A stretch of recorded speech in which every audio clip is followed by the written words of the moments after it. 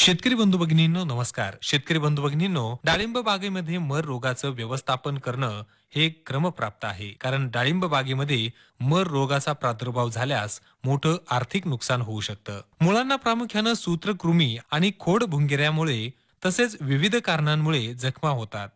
विविध प्रकारच्या बुरशी मुळावाटे तसेच जखमांमधून झाडात प्रवेश करतात. प्रादुर्भाव झाल्यानंतर अन्न आणि पाणी वाहून नेणाऱ्या झायलेम या उतीमध्ये बुरशींची वाढ होते. त्यामुळे झाडांचा अन्न आणि पाणी पुरवठा बंद होतो. संपूर्ण अन्न नलिका तांबूस काळपट होते. झाडाची पानं पिवळी पडतात, वाळतात आणि ती गळून जातात. तसंच शेंड्याकडून मुख्य खोडाच्या दिशेने फांद्या वाळतात आणि हळूहळू ते संपूर्ण झाड वाळतं. या रोगाचा प्रसार विविध कारणांमुळे होतो. या रोगाचा प्रसार प्रामुख्यानं जमिनीतून होत असतो. रोपांच्या निर्मितीसाठी प्रादुर्भावग्रस्त मातीचा वापर केल्यास या रोगाचा प्रसार फैलावतो. बागेतून वाहणारे पावसाचे पाणी, सिंचनाच्या अयोग्य पद्धती, खोड भुंगेरे, सूत्रकृमी आणि मूषक वर्गीय प्राण्यांमुळे मर रोगाचा प्रसार होऊ शकतो. शेतामध्ये मशागतीचे कामे करताना वापरात येणाऱ्या अवजारांमुळे देखील मर रोगाचा प्रसार होतो. वाऱ्यामुळे देखील बीजाणूंचा प्रसार एका ठिकाणाहून दुसऱ्या ठिकाणी होऊ शकतो. तसंच रोगग्रस्त रोपांद्वारे देखील या रोगाचा प्रसार होतो. शेतकरी बंधू भगिनींनो, आता या मर रोगाचा प्रसार कसा होतो हे आपण जाणून घेतलं. आता या मर रोगाचं नियंत्रण कसं करायचंय हे देखील आपल्याला माहित असणं आवश्यक आहे. मर रोगाचा प्रादुर्भाव जास्त प्रमाणात झाल्यास तो कोणत्याही प्रकारच्या उपचारांना प्रतिसाद देत नसल्यामुळे